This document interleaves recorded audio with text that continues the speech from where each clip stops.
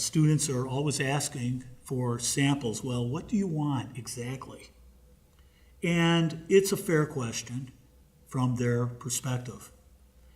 One difficulty with it is in the real business world, students are always complaining that the classroom is not like the real world.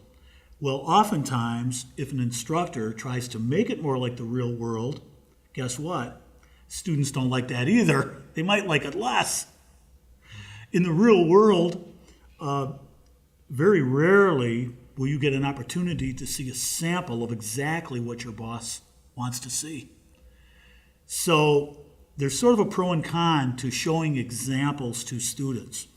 I think it's important to give students a fair roadmap, a rough idea of what you expect to see, some kind of outline to put everyone sort of on a level playing field for a written assignment. That to me seems very fair and logical. I'm on the student side. I want them to do well. There's nothing to be gained, or any faculty member wants to see their students do poorly. It should not be a game of cat and mouse between the teacher and the student. I'm on the student side. I want them to do well. I think giving them some kind of limited sample, or certainly some kind of outline of what we expect a particular paper to look like, I think within limits, that's a good thing.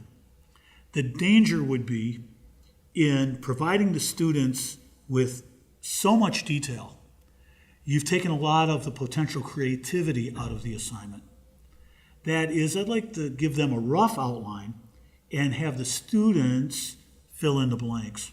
Have them give me some new ways of looking at it, or some kind of different perspective, or to throw in something that wasn't specifically asked for but still fits. That is to try to nurture along their creativity as well as strictly what I want to see in a paper. Now, they might include something I wasn't expecting that makes the paper astoundingly better. And that's great for any instructor to see.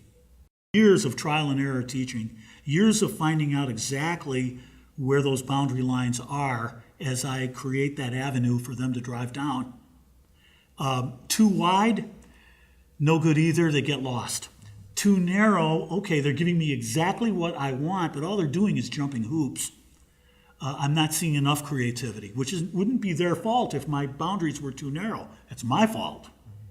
So somewhere in between too wide and too narrow is, I think, a good writing assignment. The analogy I use often is I like to give them a wide avenue and then let them drive down it any way they wish.